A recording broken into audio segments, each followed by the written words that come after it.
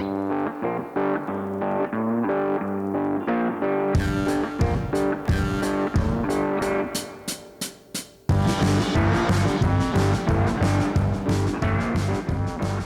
we ask the question about whether a Christian that gets put into a situation that's very dangerous, a little bit risky, whether that Christian should worry or have confidence or how they should react. Hi, this is Reasoning Through the Bible. My name's Glenn. I'm here with Steve. Today, we're in the Old Testament book of Esther, and Esther is put into a very risky, most probably dangerous situation. And we'll see how she reacts and whether or not she has trust in God or whether she's full of worry. And Steve, this will be one of the climaxes of the book is when Queen Esther goes in and actually asks the king for a favor. Yeah, we've seen Esther kind of grow through this, where she has gone from being under Mordecai's care to now she's part of the royalty and she's part of the king's court. And as we've seen her, she's grown, and now she's going to go in and probably ask for the biggest request at the life that she's ever made up to this point. So if you have your copy of the Word of God, open it to the Old Testament book of Esther. We'll start in chapter 5.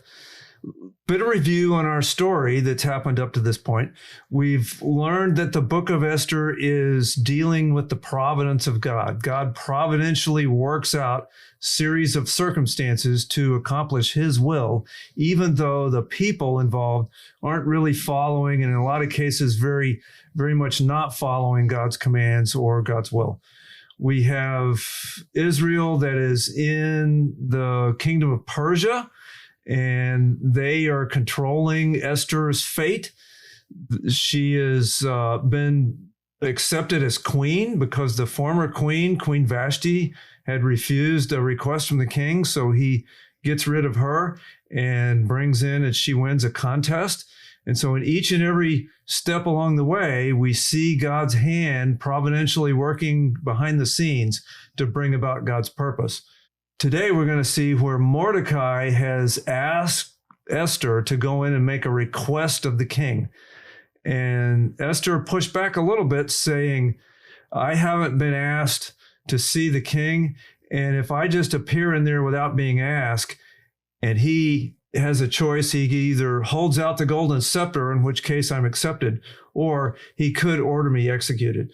So going in without permission and without a request could cost Esther her life. And as we're going to see in this book, this king is very much not worried about human life.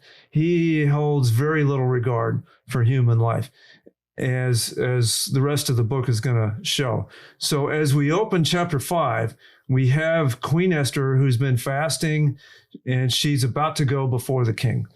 So Steve, if you could read Esther, starting at chapter 5, and read the first 8 verses. Now it came about on the third day that Esther put on her royal robes and stood in the inner court of the king's palace, in front of the king's rooms, and the king was sitting on his royal throne in the throne room, opposite the entrance to the palace. When the king saw Esther the queen standing in the court, she obtained favor in his sight, and the king extended to Esther the golden scepter which was in his hand. So Esther came near and touched the top of the scepter. Then the king said to her, What is troubling you, Queen Esther? And what is your request? Even to half of the kingdom it shall be given to you. Esther said, If it pleases the king, may the king and Haman come this day to the banquet that I have prepared for him. Then the king said, Bring Haman quickly, that we may do so as Esther desires. So the king and Haman came to the banquet which Esther had prepared. As they drank their wine at the banquet, the king said to Esther, What is your petition? For it shall be granted to you. And what is your request? Even to half the kingdom it shall be done. So Esther replied, My petition and my request is, if I have found favor in the sight of the king, and if it pleases the king to grant my petition and do what I request, may the king and Haman come to the banquet which I prepared for them, and tomorrow I will do as the king says. So in the first part of the chapter, Esther dresses up in her royal robes and takes the initiative to go in and see the king and make this request. And as we're going to learn, this king has very little regard for human life. Depending on his mood, he could have had her executed, could have had her banished, could have done anything he wanted. This is a total monarchy, and the king had complete control. And again, we're going to see him make some decisions in the next chapters that make us really no doubt about whether the king had little regard for life. But in this case, it just so happens that he was in a good mood and he accepted the queen by holding out the scepter. What a coincidence, Steve. No, not only does he have little regard for life, he's an impulsive king. He has shown that he just goes at whatever the whim of the people that come to him and give him advice. And he was really reckless in a way in that he gave Haman the signet ring, made him in charge. And after Haman's request of putting out this decree to get rid of these certain people that he gave to the king just turned everything over to him. And so I think that this king is showing very, very little regard. He just kind of blows in the wind. Whoever is the latest to get his ear, that's the direction that he ends up going. That seems to be the case, is whoever gives him the last bit of advice, that's what he goes with. Nowhere in the book does the king ever push back against his advisors and overrule them. He's swayed in the wind by the people that are around him, and he ends up being manipulated in a lot of cases by these advisors. So many times Esther would have been very legitimately afraid for her life. She had a legitimate reason to be afraid, because depending on the king and the king's mood, she could have had her executed. And remember what she's really going to ask here. She's going to make an accusation against the second most powerful man in the kingdom. Either one of them could have cost her life. So she's really legitimately had a reason to be worried here. And so here's the question, Steve. When we're a believer, we're a Christian, and we go into a dangerous situation, in this case, could have cost her life. Some of us as believers may get into situations where it could cost us our life, but most of us have situations that are risky, legitimately risky, cost us jobs, cost us reputation, different things like that, relationships. These are very important things in our life that we could worry about. If God puts us in a situation, should we worry about those things, or should we trust God to work them out? Because that's what's happening here in Esther. Well, in practicality, we should not worry about them. It's hard to do that as a human. In Philippians, it tells us basically to worry about nothing and pray about everything in Philippians 4, chapter 4. That's hard to do as a human being when you don't know how the outcome's going to come. But of course, Esther here, as she does this, it seems like she has some sort of an idea of what she wants to do. We're going to see how it plays out. But the plan that she has so far is she's isolating it down to just the king and to Haman. That's the two that she's dealing with. She doesn't extend it out to the greater group of people. She is getting both of them in the room together and alone, so that whenever she gets to the point that she actually makes her request, that she'll just be dealing with them. And she seems to be doing this over a period of a couple of days. It's not on the first day that she's asking the request. She had a fairly risky situation. And I submit, back to my question a minute ago, that if a Christian is in a situation, if we know that we're in the will of God, there's no reason to worry. God may put us in some even painful circumstances, but he's doing it for his purpose, and he's in control of it. And we shouldn't worry. We should have a calmness and a peace about us if we know we're in the will of God. On the other hand, if we know we're not in the will of God, that's when you need to worry, because that's when things happen that's really sort of long-term unpleasant, that has a lot of bad circumstances. So if we're not in the will of God, immediately is the time to repent and get right with God. God may put you in situations that are risky, but it's one that brings him glory for his purpose. So, Steve, in verse 5, it says that she makes this request. Now, what she doesn't do is go in with her immediate request about this problem. The ultimate request is about this decree that's gone out to kill all the Jews. That's not where she starts. What's her initial request in verse 5? Her initial request is that the king and Haman come to this banquet that she's preparing. So why would she ask to come to a banquet? She's got important business here. Why have a meal? Well, it's not just the meal, it's the drinking that's going on too. So we see that they like to drink their wine in these banquets. And with all of that, it puts a person in a mood that they're satiated with the food and they're a little bit inebriated with the wine. People, when they eat, relax. It's hard to stay in a state of tenseness or confrontation when you're sitting across a table and eating. And so Esther's wise enough to know that if you just sit down and have a meal, the food's going to relax you, the wine will relax you even more. The people will be in a much better mood to ask a real hard question. And the king realizes this because in a little bit he says, okay, what's your real request? But Esther wisely says, let's go have a meal. You and Haman, we can sit down and have a nice meal and we can relax. Food puts people in a good mood. So they go to the banquet.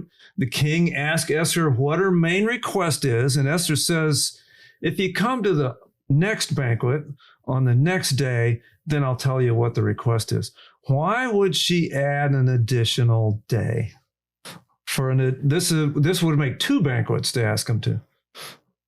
There could be several reasons. One might be that she wants to keep the suspense going with the king. She wants to make sure that he's really going to come and pay attention to what it is she's requesting, that he just doesn't slough it off.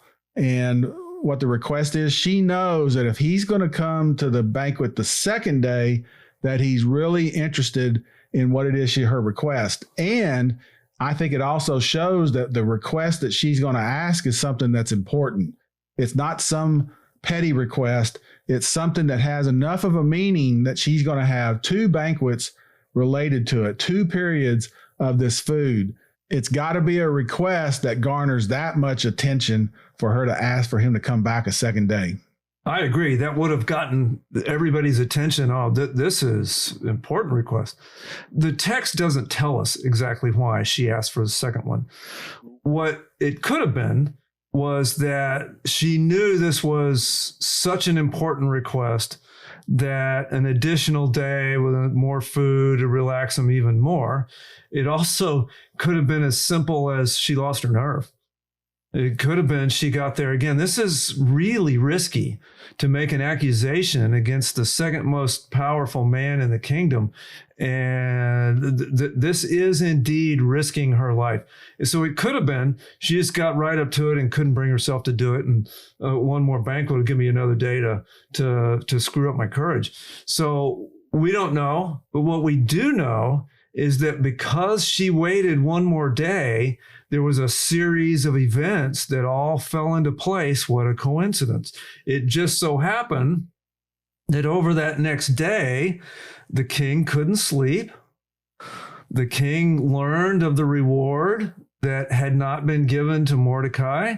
The workers completed the gallows that Haman was going to hang Mordecai on. So there was this series of events that all fell into place in between the first banquet and the second banquet. Steve, what a coincidence. There's that phrase again that we've talked about. Another reason could be that it's going to throw Haman off. So if Haman has any sort of a suspicion of what the request might be, that it has something to do that he's done, which is no indication that's given here that that's the case. But if that's so, here they go through this whole night and there's nothing there related to him and as far as a request. So it could be that also throws him off and makes him feel safe that, okay, well, whatever this request is, it doesn't have anything to do with what I'm planning and plotting to do to the Jewish people. Of course, at this point in time, Esther still hasn't made it known that she's a Jew to the king or anybody else in the court. With this additional day, the other thing it does is, if you read the rest of the story, Haman gets very exasperated with Mordecai because it's the next day that the king has Haman lead Mordecai around in front of his horse, which totally humiliates Haman. And so by the time of the second banquet, Haman is in such an emotional state that he is completely exasperated, which piles on the stress and tension, which causes him to do something that gets him killed with King Esther. So if Esther would have made the request at the first banquet, or even the very first time when she entered the throne room, Haman would have been much more calm and collected and had his wits about him and wouldn't have fell on top of Esther, which is the event that got him killed. So all these events, there's just a big double handful of scenario and sequences and circumstances that all fall into place. And again, no coincidence at all. This is God providentially controlling the circumstances to accomplish his will. So let's go on and find out what happens next at this banquet. Starting in verse 9, then Haman went out that day glad and pleased of heart. But when Haman saw Mordecai in the king's gate, that he did not stand up or tremble before him, Haman was filled with anger against Mordecai. Haman controlled himself, however, went to his house and sent for his friends and his wife Zeresh. Then Haman recounted to them the story of his riches and the number of his sons, and every instance where the king had magnified him and how he had promoted him above the princes and servants of the king. Haman also said, even Esther the queen, let no one but me come with the king to the banquet which she had prepared. And tomorrow also I am invited by her to the king. Yet all of this does not satisfy me every time I see Mordecai the Jew sitting in the king's gate. Then Zeresh, his wife, and all his friends said to him, have a gallows 50 cubits high made in the morning, and ask the king to have Mordecai hanged on it. Then go joyfully with the king to the banquet. And the advice pleased Haman, so he had the gallows made. With that section, Steve, we had Haman who went to the first banquet, and he's leaving the first banquet. What was his mood as he left the first banquet? He is really happy, and he's full of pride for himself. Here he is. He's made it up to the second in command. He's still got the king's signet ring, or at least there's an indication that he hasn't given back yet. He's being invited to these banquets that have both the king and the queen there, and then he's the only other party. So he is full of pride, so much so of all the things that he's given, that he goes home and he just starts to give all this prideful information out to his family. This is what has been done, and this is what has been given to me. And you can just see him there. He's just so glad and happy, and really not aware of what's about to take place. But yet we do still see him. He's getting irritated because Mordecai still isn't giving him paying him the homage that he thinks he deserves.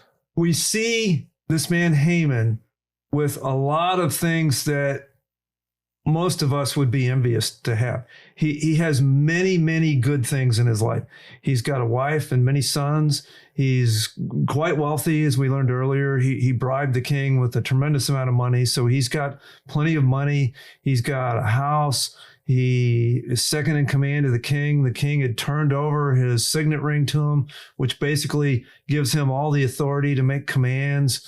And this is the largest kingdom of the world at the time. Haman has a series of things of why he should feel good. He's got a lot of things in his life that are lining up really well. And he just left this wonderful banquet with the queen. He should be very happy, but there's one thing that's bothering him. This one thing of Mordecai won't bow. So here's my question, Steve. This man, Haman, has all this long string of good things going for him, but there's one thing bothering him. What does that do to Haman? What does this one thing, and is it justified? It drives him to make irrational decision. And even when he asks, or his wife gives advice to him, she doesn't say, Haman, you've got all these things. Just let it go. It's just one guy. Just let it go. That's not the advice she gives to him. She says, no, why don't you go ahead and build gallows and go ahead and kill Mordecai. I get the sense that he has been going over this every day. He comes home, he talks, and he complains about this person, Mordecai, to where his wife is just saying, man, let's just do something to get rid of Mordecai, and then that will make Haman happy. But a person like Haman that has this one thing that bothers him, even if he gets rid of that one thing, guess what? At some point in time, there's going to be another one thing that's going to bother him because he doesn't have the ability to let it go. He doesn't have the ability to overlook it. He has to have a solution to it, and he has to have Mordecai killed, which is really an extreme measure. Look at verses 10 and 11 in this passage. Haman controlled himself as long as he got home. Then he calls all his friends and his wife together. And in verse 11, he goes down through bragging almost to them. He goes down through all of this list. Look at all the things I have, my riches, and how many sons I have. And all these times the king magnified me and glorified me. And I even got to go to the queen's banquet, and he's bragging on himself. And he did have a lot of things. Just because one person is a problem, it totally impacts Haman's entire emotional state, and he's acting very irrationally. Now, Steve, anybody today capable of this? This was basically like the prime minister. He's the most powerful man in the nation, and yet he's acting very childish. He's acting very immature, very childish, he's almost crying. You can almost hear him whine through the pages of the scripture. Would people today, are there people in very powerful positions that normally you'd think of somebody in this position as being, wow, they must be really mature and sophisticated and mature and educated and all these things, but yet deep down, they're just as childish. Is human nature the same today as it was in Esther's day? Human nature never changes. It's always the same. And Haman is doing something that I call projecting. What I mean by that is that by Mordecai not bowing down, Haman is thinking that this is an insult to him in front of all the other people. And he is projecting about what these people might be thinking because Mordecai doesn't bow down to him. And so therefore he perceives that he needs to get rid of the problem, which is Mordecai, and exterminate Mordecai to get rid of it. He doesn't have any real reason to project on to the other people. The other people are still bowing to him. They're still paying him homage. They're doing what the decree is that they're supposed to do. But he's got it in his mind that because Mordecai is not doing it, that it's going to be a problem among all the other people. It's the same thing that the wise men gave to the king back in chapter 1 when Vashti didn't come to the banquet. The wise men said, oh, this is a big problem, king. This is going to go out through all the kingdom, and all the wise in the kingdom are going to see what Vashti did, and they're going to do the same thing in their homes. And so now you've got to make a decree that affects all the families in the kingdom. That's a projection. That's saying this is going to happen because of what one item said, but there's no indication that it's going to happen. What I see in this man, Haman, is a man that his job is very, very powerful, very, very influential, but personally, he's weak and childish. He is a small man as far as his emotions. He may be big as far as his office and his influence in society, but at home, he's very childish and small and weak. Because what he's doing here is he has great blessings. He has wonderful blessings, but he's allowing this one bit of sin to control everything. And this sin it made the top 10 list, Steve. It's one of the 10 commandments is coveting. He's coveting something that he doesn't have, which is the attention from this one person, Mordecai. And so with that, we see it controlling everything about him. It's controlling his mental state. He's in anguish because of this. Now, also note here in verse 14, if we look in verse 14, his wife and his friends, what they're basically saying there, oh, go have that guy killed and then go have fun at the banquet. Go just murder that guy and then go have fun at the banquet. What does that tell us about his wife and his friends? Well, it seems like it's a Persian thing. It's the same thing that the king did when he gave the signet ring to Haman, and Haman went and made this law to get rid of the people. And when you go and actually read that, Haman doesn't tell the king who it is. He just says there's these certain people. And the king says, okay, yeah, sure, go ahead and make this decree to kill them. And he's no concern about it. And he throws his own banquet as well and continues to have a party that's completely disassociated from the things that are going on. The city of Susha is thrown into a quandary, wondering why is this decree coming down, and the king and Haman are up there still having a good time. So it seems to be maybe a Persian thing, or at least with this particular court, as to why the people, they're just disassociated with the decisions that they're making to the common people. It seems most everyone in the story has very little value for human life. That brings us to the end of chapter 5. And with that, we'll stop for today. What we now have is all the characters. Haman is in an emotional state here where he's very stressed. He's decided, oh yeah, I'm going to go kill this man and then go to the banquet. His wife and his friends are advising him to kill Mordecai. And so Esther is still not quite to the point where she can make her decisions. But there's some more drama that's going to happen with the king in chapter 6 next time. Yeah, God's not through with his plan, and we're going to see that next time. Thank you so much for watching and listening. May God bless you.